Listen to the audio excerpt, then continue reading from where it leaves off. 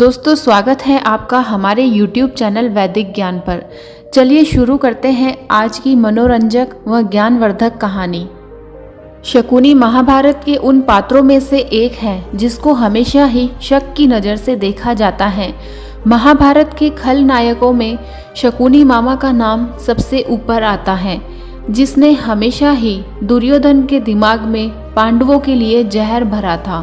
उसके इन्हीं कारणों की वजह से हमेशा पांडवों के जीवन में उथल पुथल रही, जिस कारण युद्ध की नौबत आ गई। चलिए जानते हैं आखिरकार इतने पाप होने के बाद भी शकुनी को स्वर्ग क्यों मिला। क्या शकुनी के पास से उसके ही पिता की हड्डियों से बने थे? शकुनी गांधार नरेश राजा शंबुल के सबसे छोटे पुत्र थे। इनकी माँ का नाम सुधर्मा था। वेदव्यास द्वारा रचित महाभारत की सबसे पहले पर्व, जिसे आदि पर्व कहा जाता है, उस आदि पर्व अध्याय इसके बारे में विस्तार से बताया गया है कि शकुनी द्वापर युग का पुनः अवतार थे। इनका जन्म देवताओं के क्रोध और ईर्ष्या के कारण हुआ था। शकुनी के 99 भाई थे, जिसमें शकुनी सबसे छोटा होने के कारण अपने पिता का सबसे प्रिय पुत्र था, जिस कारण राजा सुबुल हमेशा ही उसके प्रत्येक कार्य में उसका सहयोग करते थे।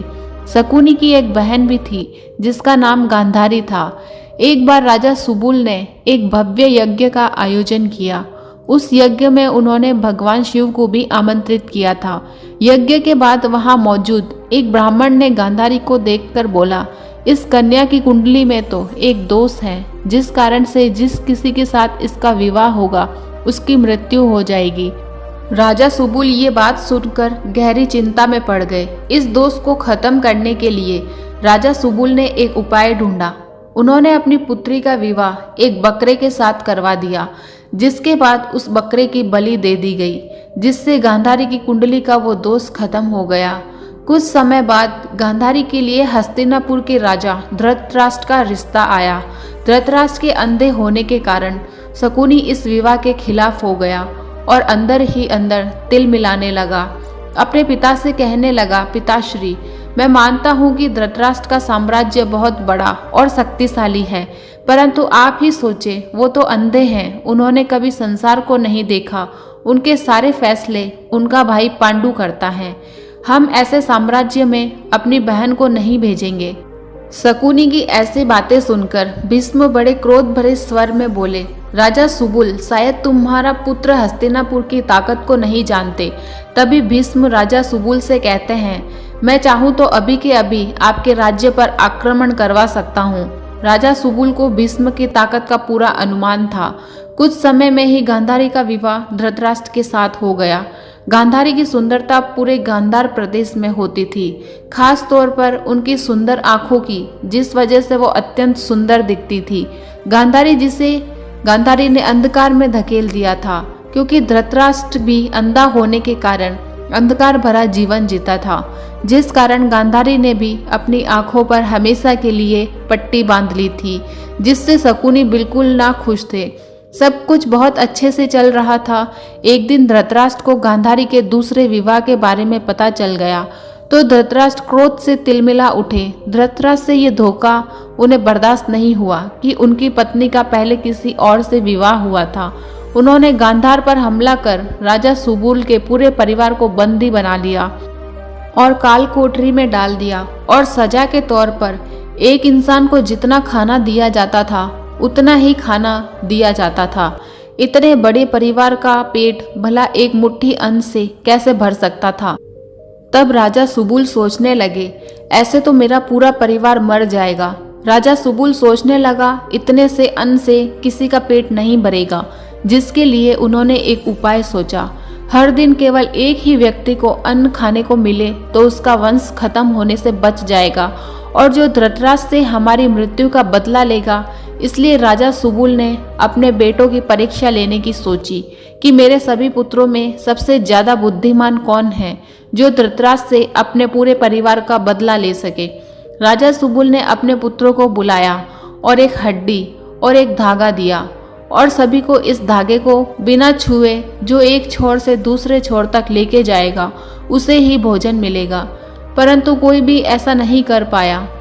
अंत में शकुनी ने अपनी समझदारी से धागे के एक छोर पर अन्न को बांधा और दूसरे छोर पर चींटी को।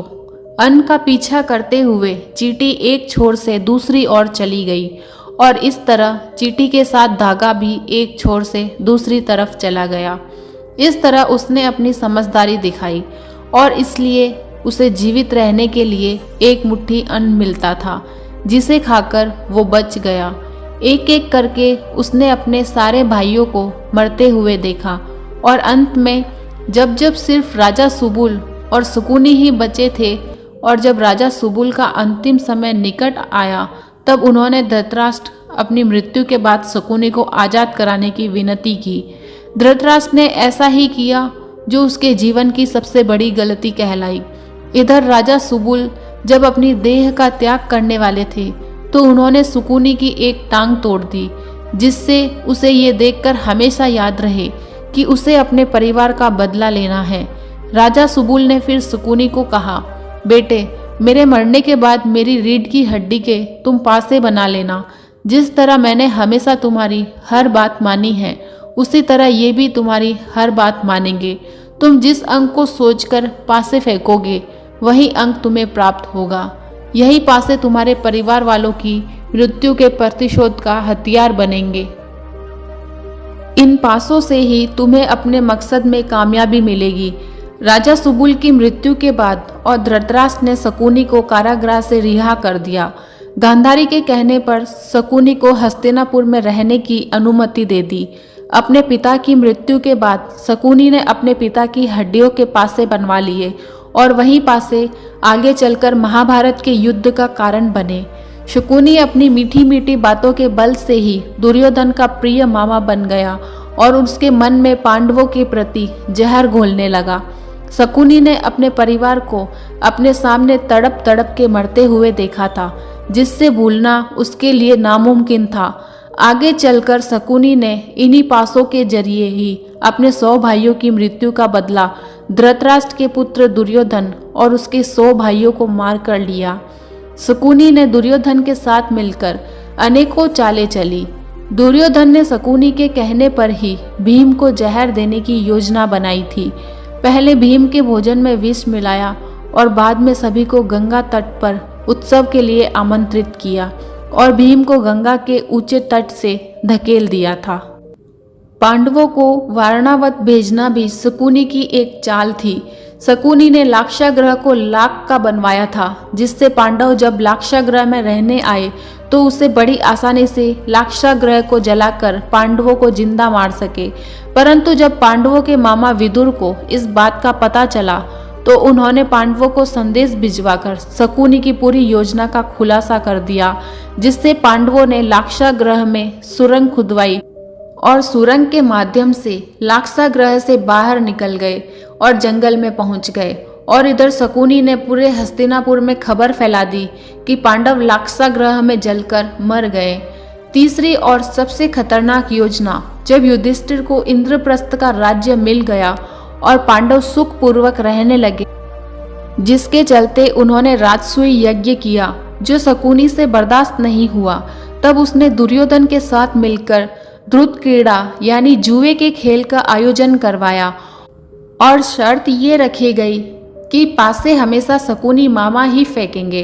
दुर्योधन जानता था शकुनी मामा को कोई नहीं हरा सकता, क्योंकि उनके पासे उनकी बात मानते हैं। इस कारण के चलते पांडव अपना सब कुछ हार गए, जिसमें अंत में वो द्रौपदी को भी हार गए, जो सबसे बड़ा युद्ध का कारण बना।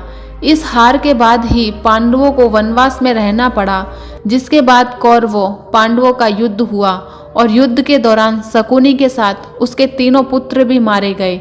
और युद्ध के 18वें दिन सहदेव ने शकुनी का सर काटकर उसका वध कर दिया, जिसके बाद श्री कृष्ण ने भीम को बुलाया और उन पासों को नष्ट कर देने को कहा, ताकि भविष्य में इन पासों की वजह से महाभारत जैसा सर्वनाश दोबारा न हो।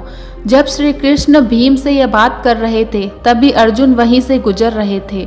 उन्होंने केवल श्री कृष्ण से पासों को नष्ट करने की बात सुनी और अर्जुन ने उन पासों को लिया और एक नदी में जाकर उन पासों को फेंक दिया। जब श्री कृष्ण को पता चला, अर्जुन ने उस पासों को नदी में फेंक दिया है तो श्री कृष्ण अर्जुन से कहते हैं, हे पार्थ, ये बहुत बड़ा अनर्थ कर दिया तुमने। अगर वो पासे किसी के हाथ लग गए तो फिर से जुआ आरंभ हो जाएगा, जो इंसान की बर्बादी का कारण बनेगा। उनकी ये बात सच हुई। आज के समय में न जाने इसी जुए के कारण कितने ही लोगों के घर बर्बाद हो रहे हैं। अब आप सोच रहे होंगे कि इतने गलत काम करने के बाद भी शकुनी को स्वर्ग की प्राप्ति क्यों हुई। दरअसल शकुनी ने जितने भी पाप किए वो सब पाप अपने परिवार का बदला लेने के लिए किए। उसने अपने परिवार के एक एक सदस्य को तड़प तड़प कर मरते हुए देखा है। अपने परिवारजनों की मृत्यु का बदला लेने के लिए ही उसने इतने पाप किए। इसी कारण के चलते उसे स्वर्ग मिला। उसके पीछे एक दूसरा कारण ये भी है कि महाभारत युद्ध भूमि पर स्वयं भगवान श्री कृष्ण उपस्थित थे। उन्होंने कहा था, इस युद्ध भूमि में जिस किसी की भी मृत्यु होगी उसको स्वर्ग की प्राप्ति होगी। दोस्तों, ये थी गांधार नरेश शकुनी के बारे में कुछ बातें। वीडियो अच्छी लगी तो वीडियो को लाइक करें और कमेंट में राधे राधे लिखना ना भूलें। और ऐसी ही वीडियो को देखने के लिए हमारे चैनल वैदिक ज्ञान को सब्सक्राइब ज़रूर करें। आप सभी का धन्यवाद।